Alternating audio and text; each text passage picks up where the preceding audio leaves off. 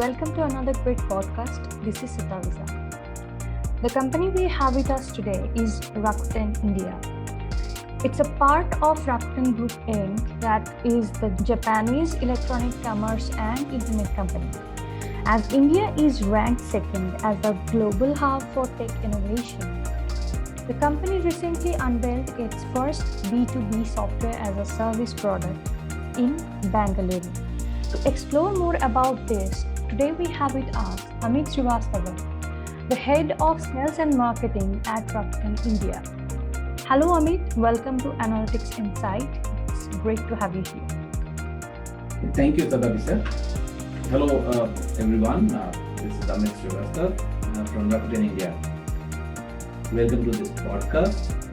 Happy to join Satavisa and Analytics Insight. Thank you. Now, can you please explain to me a little, since 2016, how is Rakuten India is functioning so far? Interesting question. Satavisa, we have grown really rapidly in last few years. 2016, we started small. Around end of 2016, we had about 200 people. Now, close to 2,000 people here in India. This also made us the largest development center, R&D center outside Japan for Rakuten Group. We contribute to almost 50 plus businesses of Rakuten, including our largest business of e-commerce. Rakuten Mobile, which has become a large independent entity within the group. And we build a lot of products for other group companies, including the fintech and rewards program. A lot of work, R&D and operational work goes into our cloud business, which we are kind of undertaking starting now. So this has become really big. We have grown about 10 times in terms of employee strength, but we have also gained the significance across the group to become the primary center of software development, R&D, and the product innovation. Rakuten India has grown from 200 people to now 2,000 people in last 5 years. We have gained significance across the group to build software products for our Ichiba primary e-commerce business, to our telecom business and fintech, which is now more than $1 billion revenue business for us. We build most of their products, software services, etc., all delivered through Rakuten India office. Aside to that, we have also, as you mentioned in your introductory note, we have also forayed into a B2B software business. We launched our first product here from India, that is called Rakuten 6 Sense. So this is an exciting time for us. We are largest development center outside Tokyo for Rakuten Group. So with that, I think we are probably the fastest and fastest growing and the largest critical largest development center for Rakuten Group now. Well, that sounds really amazing. Now let's talk a little about this new product, Sixth Sense. Now I have 3 questions on this matter. First is that what is the reason that made you decide to launch it at this moment? Do you not think that the market is crowded right now? And the second question will be what does it offer? And the third question will be how this product is helping Rakuten in terms of growth of or revenue or business. Okay, interesting question. Satavisa, You're right from the perspective that the market is crowded, but when you look at this space observability specifically, it is um, very product centric. It is not a use case centric um, market right now. At this point of time, everyone is trying to fit in their use cases as per the product. Also, most of the products that we see here are solving specific needs, not offering end-to-end capabilities to the users and the IT leaders. Something which I may want to mention here is most of the observability solutions are focusing around fixing the problem when the problem comes or in the production side of it. What we believe is that fixing a problem during the production cycle is always costly. We have taken a twofold approach. One is helping make the better product so that the problems should not arise during the production setup or while operating. And should it arrive, our operational observability capabilities will help you find those problems quicker and make a better and intelligent operation. So that is one side of it, which kind of helping us or differentiating us from the market offerings what we have right now. Why we decided we used we were kind of using some of the industry leading observability softwares in past across the different groups. We used some of these software to kind of fulfill one or the other specific needs, but there wasn't anything which was kind of bridging the gap, was not helping us build better and operate better. So we built our platform. It took us some time. We have been operating with the Rakuten 6 Sense internally for over 2.5 years. And after rigorous testing and adoption, we decided to kind of bring it to external market and start serving the purpose. From a market standpoint, we have validated this over last 6 months. We have started going out with the customers and taken their feedback. It seems to be really appropriate. We are also very flexible, being Indian Innovation and Development Center. We are very flexible on understanding customers' use case, being the world's capital, India being the world's capital of IT innovation product hub. The use cases here are very complex, and we are trying to solve, and we are solving most of those use cases.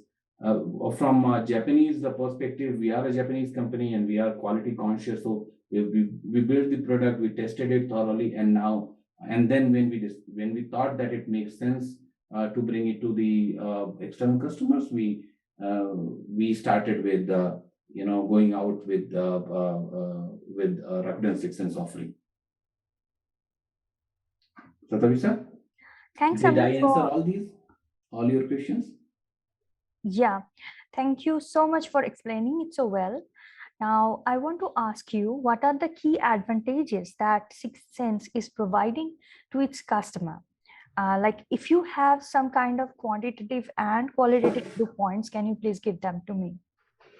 Yes, definitely.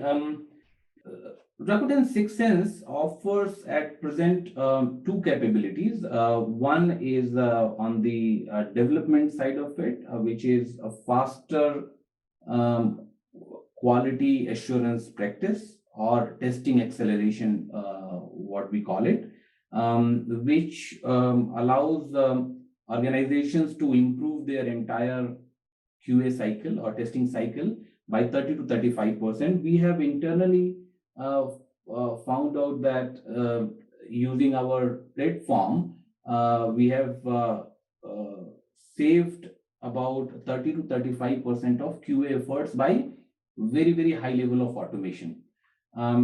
we have achieved about 95% of automation through 6sense TAP, which is testing acceleration platform module, and about 35% of cost reduction by means of automating the manual tasks. That brings in efficiency as well.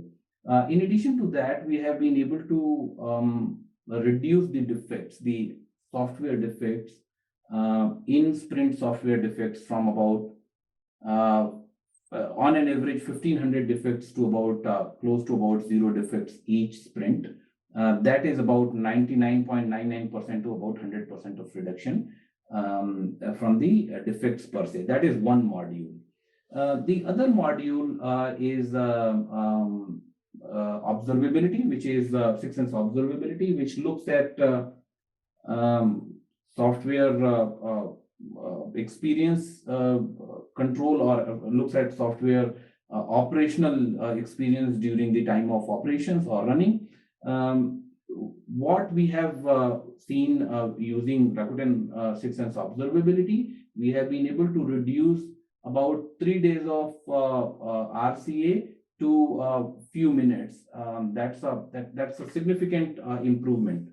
Rakuten observability primarily delivers 5 capabilities if you look at it. One is the core application performance management capability, which means finding the fault within the application if something goes wrong. The second part is about the user experience, which means if anybody who's using the application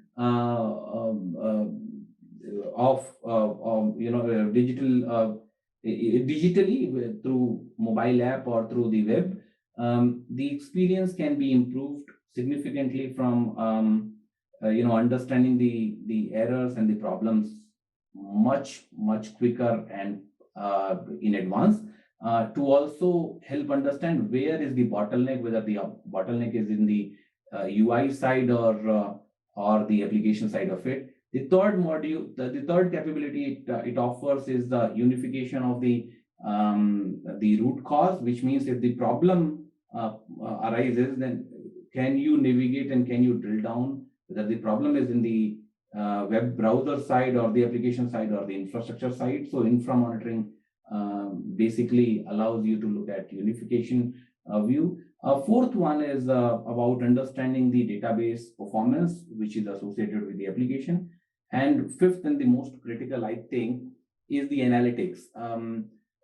After all, you have the data, but it has to make sense for the user. We are very flexible in our analytics capabilities. We deliver users a capability that they can choose, they can design it the way they want. So we are kind of creating an abstraction layer for the IT leaders or the managers or IT business owners to look at the same data in different ways, with the how many times that similar problem has come, or what kind of users are impacted, or what kind of business loss or business impact has it created.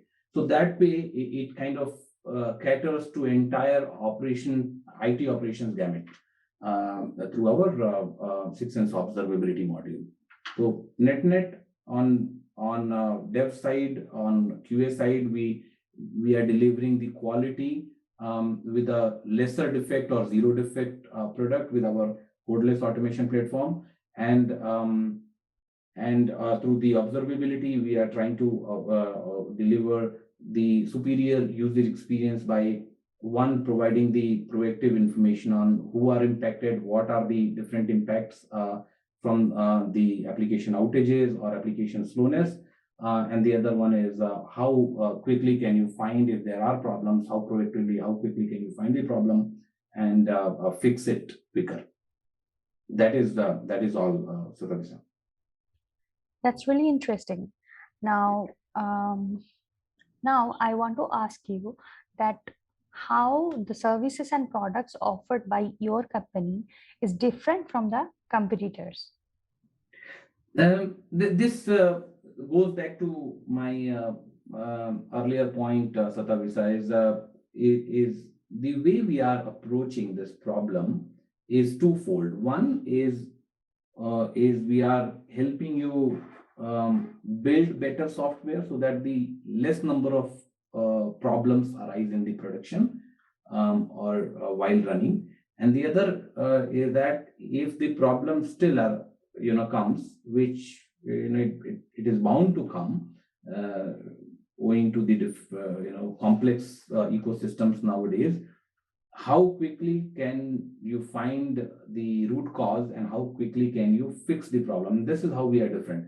Most of the competitors, even at present, are focusing on either fixing the problem in the production, or separately some of the competitors are only focusing on reducing the quality issues at the time of development. We, on the other hand, are addressing both. Build better quality product, operate it with better efficiency. So that is how we are different. Well, you guys are doing a great job. Now, I want to ask you, do you intend to take this product beyond India stores, like on a global market? Yes, in fact, we have already started. We have started with South Asia, so we are talking to various prospects in the neighboring countries here, Bangladesh, Sri Lanka. We are already in various trials with several customers in Japan. We also intend to take this to Western markets like North America and Europe sometime late this year or early next year.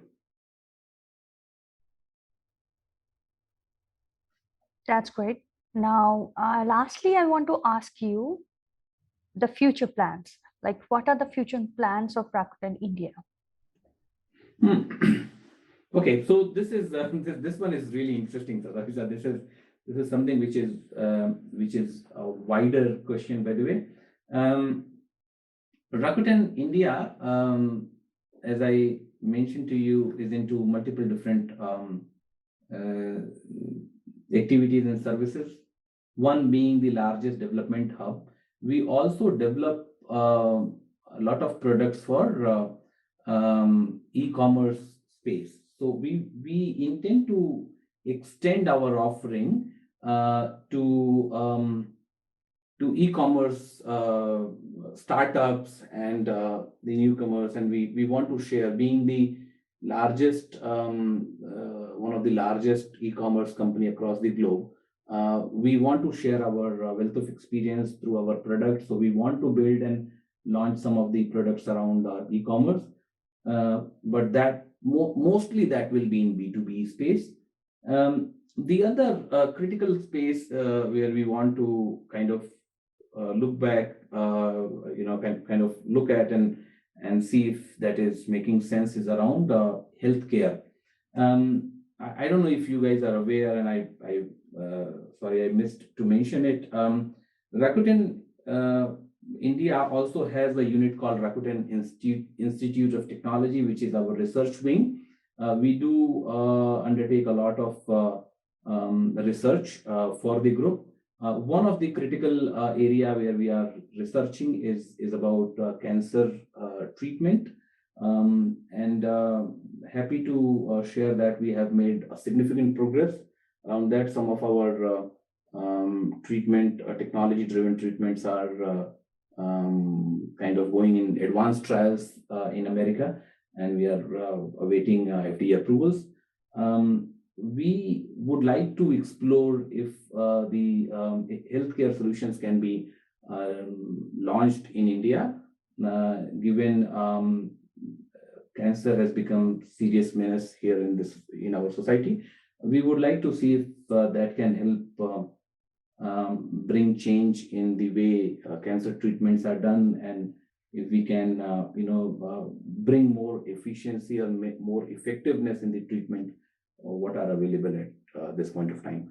Seriously looking at that, we are looking at partnerships here in India. We are working with government. We are talking to the government in bringing some of those solutions. That sounds amazing. I'm sure this is definitely going to help all of our listeners too. Thank you, Amit, for joining us today. It was great talking to you. It was a pleasure talking to you, Satavisa and team. Happy to be part of this podcast series. Thank you so much.